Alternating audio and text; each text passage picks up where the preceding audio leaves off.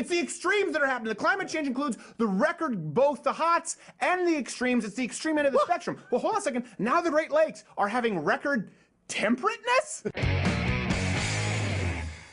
Question of the day. Have you noticed how the left tries to add nuance to really simple issues, but then oversimplifies actually nuanced issues? If ever there were a complex, nuanced issue, you would think it'd be the Earth's ecosystem. But if you listen to today's progressive neo-environmentalists, the problems of the ecosystem are automatically people causing climate change. Maybe just these conceited environmentalists trying to fix the ecosystem are actually causing part of the problem. I want to see what you just comment. Let me know. Again, the key word is nuance, right? With Anna Kasparian, it's nuanced. Really? What about carbon dioxide? What about emissions? What about the ocean? What about its interaction? That's pretty much just people running Hummers. Right. So talking about the wildfires, let's start with this clip from Vox. It's hot, it's dry, it's windy, just about everything on the ground is flammable. But there's one thing that's consistently making wildfires in California worse and worse and worse. Us. It's you. So here's the thing. It also came from Washington Post. They had an article, headline to the same effect. But why is it misleading? Well, if you scroll down in the Washington Post article, it says, but beginning in the late 19th century, the U.S. government established a policy of fire suppression. Wildfires were seen as the moral and mortal enemy of forests, according to the Joint Fire Science Program report. They damaged agricultural land and destroyed valuable timber. So natural wildfires, a lot of people don't actually control the burns by they clear up forest debris. Yeah. So there is some truth to this, right? But there's something that they're omitting. Let's go to the next clip here from Vox. They caution humans from now preventing. Remember, it used to be you can prevent only forest you fires? Can prevent them. Now it's you need to prevent people preventing forest fires. Since we made this mess worse, what can we do? You did. That's a good job, said Smokey the Bear. Being mindful of how we spark these fires is a good start. Okay, so where do you think Smokey the Bear came from? Do you think it was a bunch of Unite the Right activists who were sitting there saying, let's create a mascot and Smokey the Bear to save forests? No. Ironically, with Smokey the Bear, he was against forest fires, and that resulted in this rise in the debris that you see in the forest. The same debris, by the way, that presents the perfect environment for out-of-control wildfires. But here's something they don't tell you in their articles. There are now more trees than a century ago. Some people say there are more trees now than in modern human history. So we do have more trees, but there is an issue, the severity of wildfires. It isn't, in that, again, the big irony is that environmentalists have actually created the perfect conditions for the severity of the current wildfires. So, yeah, human intervention has made the severity, not the frequency, of the current wildfires worse. But again, it's the environmentalist human intervention that says, we need to save the forests, creating unnaturally forests. Okay. Wildfires out of control. You read that article, but they're out of control because of the effort to control wildfires. That's why there have been fewer wildfires, and they've gotten worse because you've been holding them back for a while. Now, of course, Vox doesn't actually call attention to how environmentalists have played a large role in screwing this up. Wherever you line up on climate change, it's just important to note that the headlines that go out, you just need to read 2 paragraphs deeper, because this is one where even they can't deny it. Instead, of course, though, Vox pivots to what? The bigger problems contributing to this, like man-made climate change, are unlikely to reverse. It's you made climate change.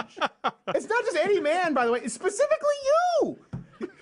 You said save the forest. You said no more cutting down the trees. You said stop the fires. And so now we did it. And it's just man-made. Listen, don't all of a sudden we're in generalities. And they always bring us into their problem. Yes. It's almost like Harvey Weinstein is like, well, we all have caused rapes. Yeah. It's like, no, we haven't, bud.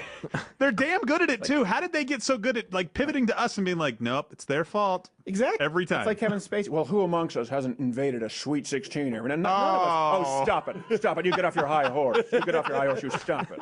CNN recently, they were lamenting. Remember when that Donald Trump would blame anything but climate change for the California wildfires? Yeah. These were after his tweets. Except, as it turns out, remember some of the recent forest fires, the ones they were talking about, had nothing to do with climate change. Yeah. This is something that should be mentioned. They were purposefully set by an insane arsonist. Authorities believe this man, Forrest Clark, ignited the destructive fire. These are not my notes. This video from Monday shows Clark allegedly confronting firefighters as they work. Somebody just went into my place and stole it. He waves stacks of foreign money in the air and accuses crews of stealing from him. Clark now charged with arson, along with a number of other crimes. Why is he able to disturb the forest fires, the forest firefighters doing their job? I don't understand. We're the cops. He made it right up to them and was able to stroke their shoulders while showing foreign money and blaming the Illuminati. Like, put him in jail. This is not like a firefighter strip club, okay? Immediately get rid of him. I want to hear CNN's reaction to that. It's like, okay, well, were they at least Russian? Yeah. It's like, they weren't Russian. Please tell me it was at least a white guy.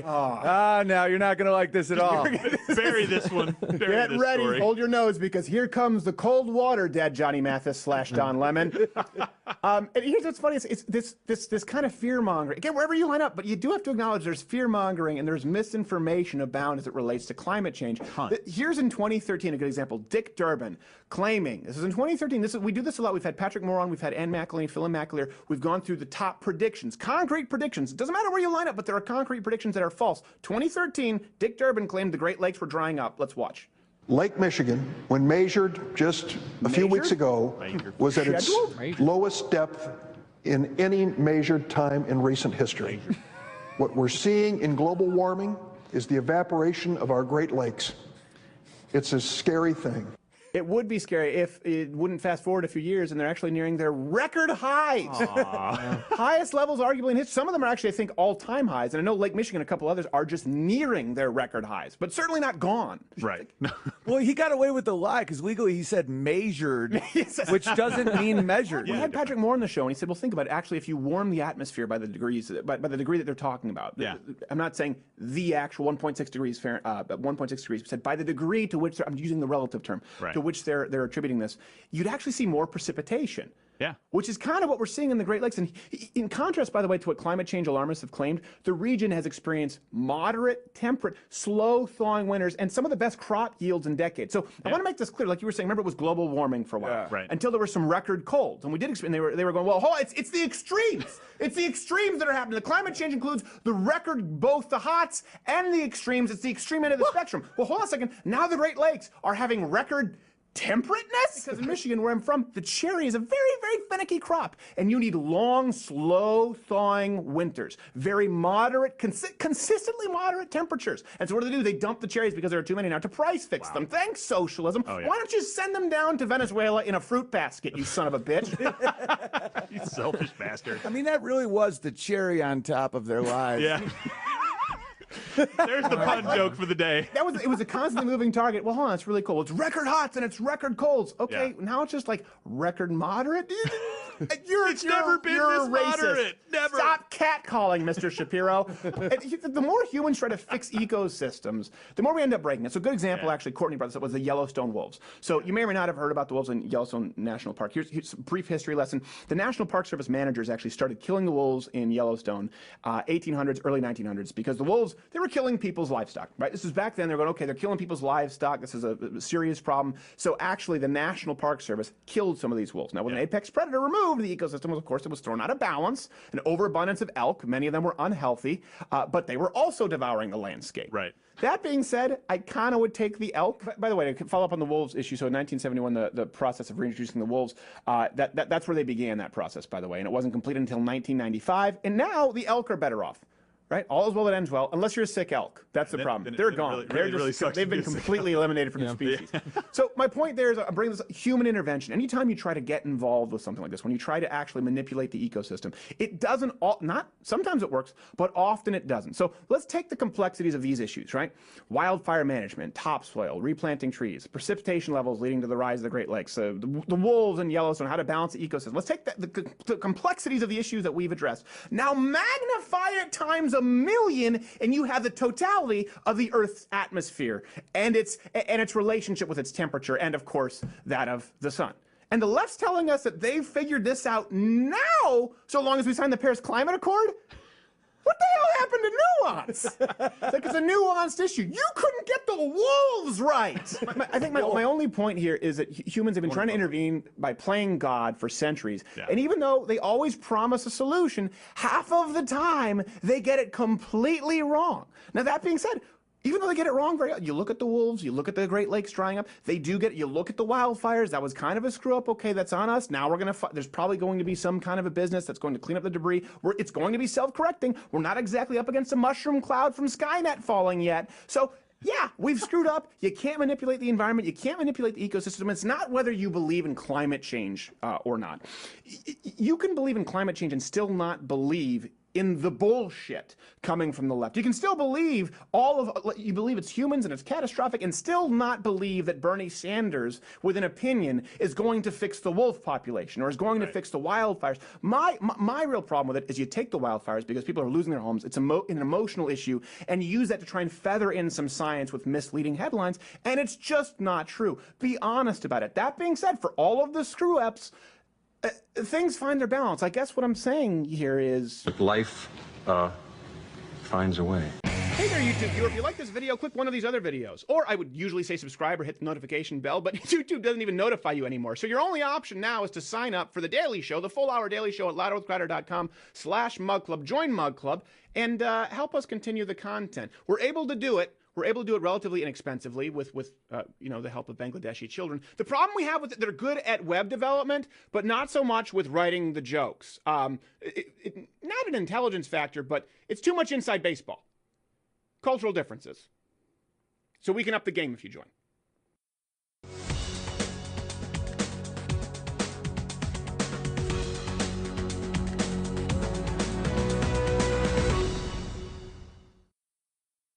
The deadly car fire in Shasta County is still burning out of control, with more than 1,000 homes destroyed. Unfortunately, this trip's about fires. In an exclusive interview with KCRA3, Interior Secretary Ryan Zinke told us he's heading to the fire zone today to survey the damage. I've heard the climate change, argument back and forth. This has nothing to do with climate change. This has to do with active forest management. Zinke told me that California's forests are too dense. He wants to remove dead and dying trees, insisting he's been thwarted by environmentalists. The extreme environmentalists that, again, have shut down public access. They talk about habitat, and yet they're willing to let it burn up. Zinke's comments producing fiery reactions from environmental groups we spoke with today. We need to deal with the reality that climate change is a big part of the problem. Firefighters on the front lines are telling us they're experiencing fire behavior they've never seen before, including a fire whirl that leveled homes with winds of more than 140 miles per hour, according to the National Weather Service. Catherine Phillips of Sierra Club, California, is critical of Zinke's comments about what's causing California's wildfires. I don't think now is the time to scapegoat, particularly scapegoating with inaccurate statements. The Sierra Club is pushing back, blaming the Trump administration for poor forest management in California. About 40% of our wildlands are controlled by the federal government, but they haven't put nearly enough, nearly enough money into proper management of those wildlands. Are California's fires a fiscal issue? We're told by some members of Congress that there has been proposed cuts within the Trump administration for the Forest Service. How do you reconcile that with the need for greater management? Well, when you're spending $2.5 billion fighting forest fires, there's not a lot left in the budget to do forest management.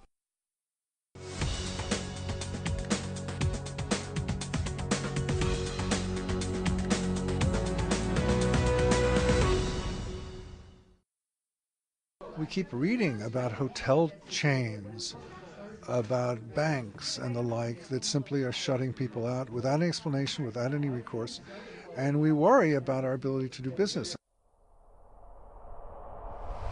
Hi, my name is Rob Shimshock. I'm with the Rebel Media, and today I'm here with Daniel Pipes of the Middle East Forum. And we just hosted an event that was about censorship of public discussion of radical Islam, but it actually was a subject of its own disruption at the beginning. If you'd like to tell us a little more about that, Daniel.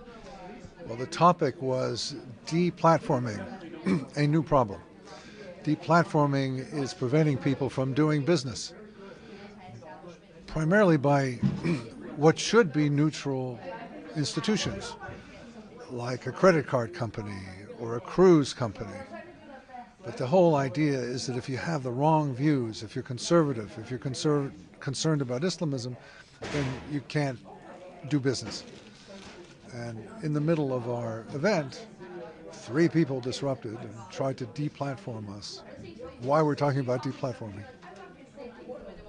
Right. Now, what did you find? We had a variety of speakers, obviously. We had Ezra Levant of Rebel Media. We had Raheem Kassam of Breitbart. We had Anne-Marie Waters of the For Britain Party.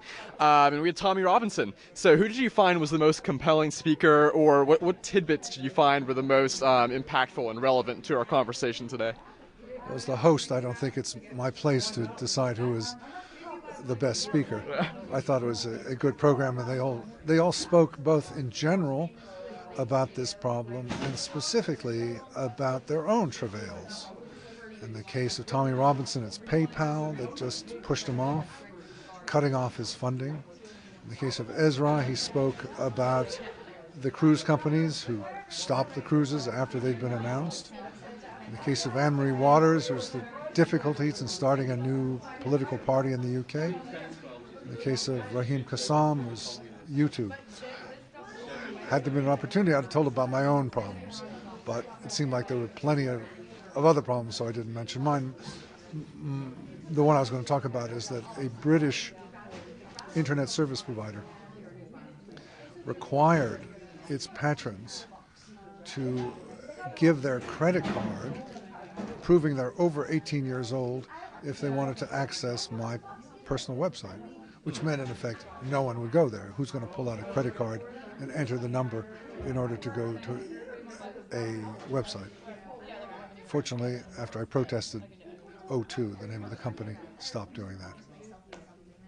Okay, now what really for you guys was that kind of the impetus for this event, or what really made you think, hey, we need to have a conversation about this and invite people who have been censored themselves on a variety of platforms? We keep reading about hotel chains, about banks and the like that simply are shutting people out without any explanation, without any recourse, and we worry about our ability to do business. I mean, look, we're specialists. We're the Middle East Forum. We're the specialists on the Middle East and on Islamism, not on contracts for service provision. But this is affecting our ability to do work and those of our friends and allies. Okay, great. Well, Daniel Pipes, thanks so much for hosting the event, and hopefully we can solve this problem.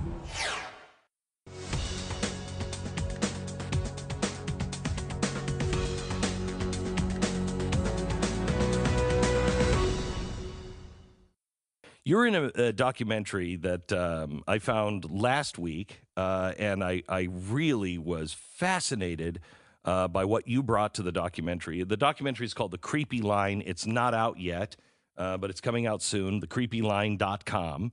And you're a guy who was a Hillary supporter, and you decided to see if Google was being fair with their news. Is that correct? During the last with their search results. And what did you find? Well, I had already found years before that. I'd been studying search results, and I had already found that when search results favor one candidate or one cause, for that matter, that shifts opinions and it shifts votes, and I mean dramatically so. It can shift voting preferences among undecided voters by 20% or more easily, and by up to 80% in some demographic groups. Okay, so wait. Found. Explain how that works. Sure. Well, we're bombarded, as you know, by all kinds of information, all kinds of media sources. People ranting and raving on the radio and television and newspapers and magazines. Mm-hmm. All that stuff is competitive, and people are very wary about it. You know, their bias detectors are kind of always working. Even when they listen to their favorite commentator, they're still kind of, you see the human hand, and everyone knows humans are kind of all right. And it's helpful when people are of course. But when people are using, it turns out, my research shows, other research shows, when people are using something like a Google search engine, they turn off the bias detectors. They automatically become very trusting because they think this is an algorithm, not that they know what an algorithm is, but this is an algorithm and I can trust it because it's objective and impartial. So that when Google answers your question about anything, what tends to happen is that people trust what's higher up in the list. They think the algorithm has very carefully and objectively selected it, and it must be true. So if you favor one candidate or one cause or one company or whatever it may be, one product, in search results, people tend to believe what's ever closest to the top. And what I showed in a series of randomized controlled experiments that we've now done with 4 national elections involving more than 10,000 people, I've shown over and over and over and over again that by favoring one candidate, you can shift in a country like ours millions of votes with no one having the slightest idea that they are being manipulated, and without leaving a paper trail for authorities to track. So that is scary. It is. You lay this out in the creepy line about how Google has really stripped itself of all ads and everything else, so it looks totally clean and neutral and without an agenda. And then how they have, when you first did it, I think one of the tests you did it where you were clear with an agenda. Then you added one that might go in the other direction, and then you added 2 search results that would go in the other direction. And you got it to a point to where Google is, to where you don't have any idea you're being manipulated. Correct. You have absolutely no idea. So when we did this in a national study in the U.S., almost no one was aware that they were seeing biased or search results that favor one candidate. This really creepy thing there was that the very, very few people who could spot the bias, they shifted even farther in the direction of the bias. So, being able to spot the bias does not protect you. We did a big national study in India right in the middle of their election there in 2014. 99.5% of people in the study could see no bias whatsoever. They couldn't see the favoritism. And yet we're still getting these big shifts in their voting preferences. So, this is unprecedented in human history. This is an ability to shift people's thinking and behavior worldwide. It's not just in the U.S. because Google is used for 90% of all searches conducted throughout the world. And in other words, they have the ability to shift people's thinking, behavior, votes, purchases, attitudes, beliefs around the world. They are doing so 24/7 without people knowing and without leaving a paper trail, because when you're showing someone's search results, that's not like a news story that just stays there for people to look at. It's generated just for you on the fly at that moment, disappears, gone forever, stored nowhere.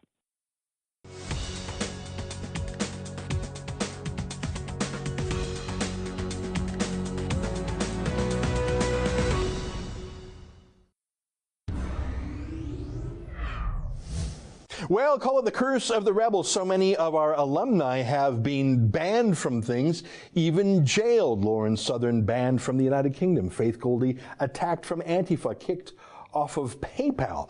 Tommy Robinson sent to jail, almost killed there. And now our 4th alumni, Gavin McInnes, has been summarily banned from Twitter as well. I don't know, am I doing something? Joining me now via Skype is our friend, Gavin McInnes, from his command post at CRTV. Gavin, nice to see you again. I'm surprised you're not in jail, given what's happened to the rest of our alumni. Said there's a lesson there. You leave the rebel, bad things happen to you. No, that's not the lesson. The lesson, all the white nationalists were right. They told me that you're a Zionist, you're controlling the shekels, and you're going to ruin my life. Everyone who goes near you is destroyed. It's you conniving with Zog to ruin lives, and we've had enough of it.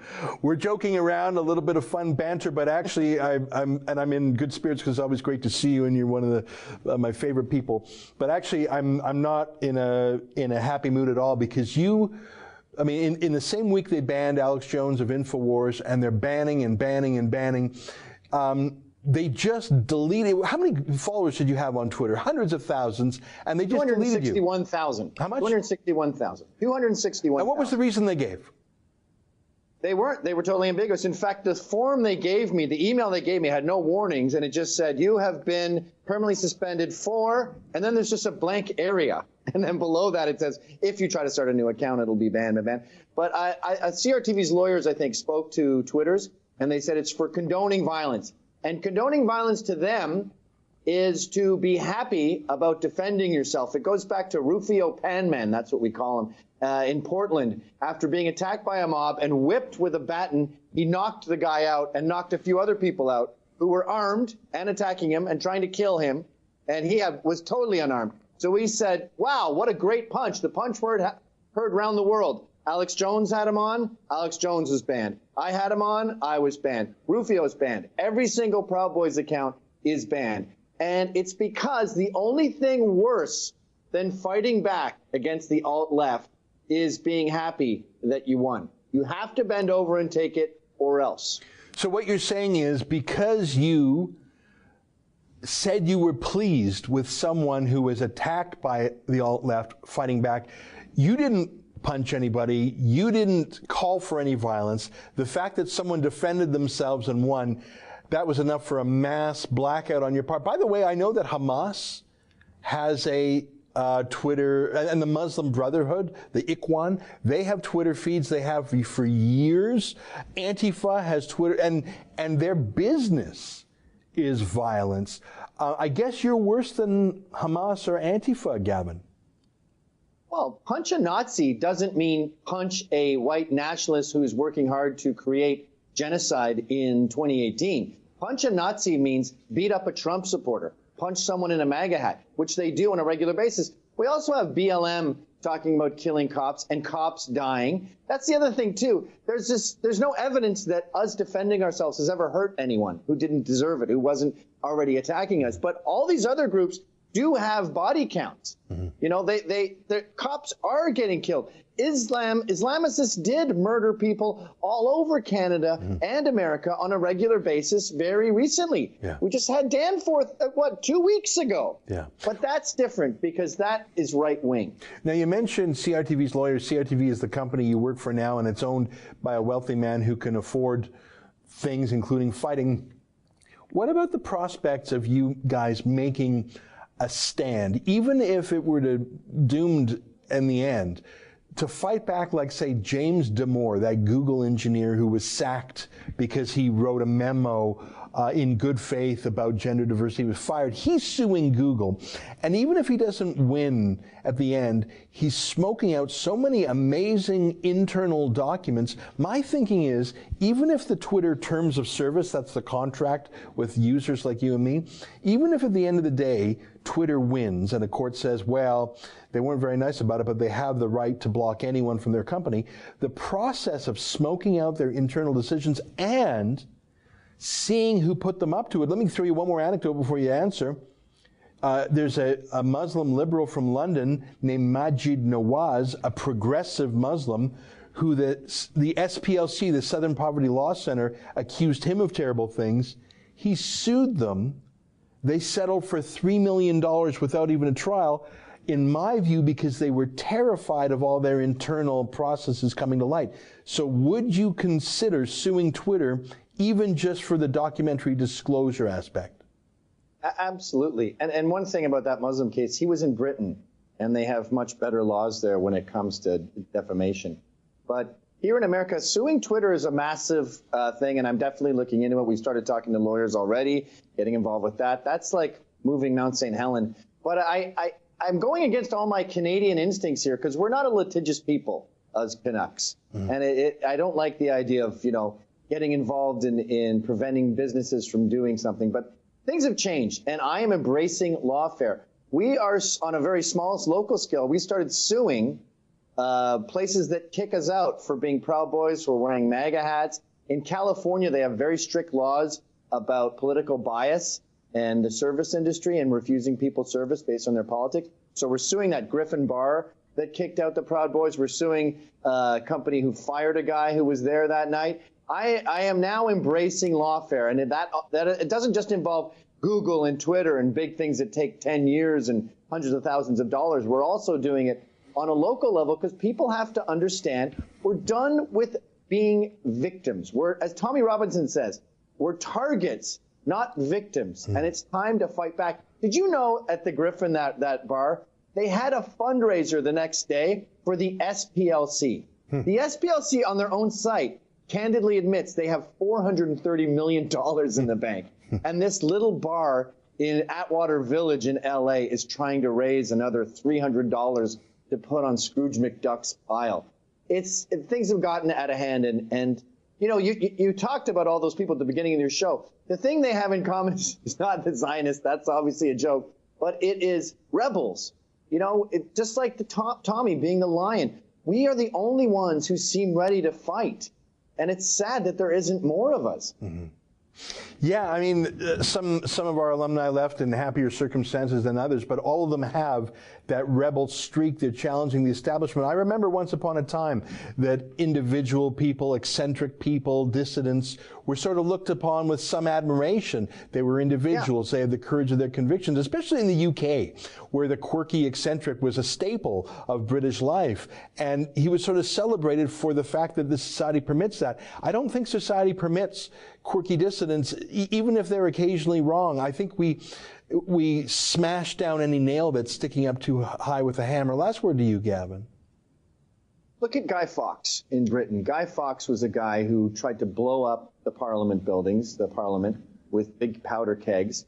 He was arrested for that, sentenced to death, I believe.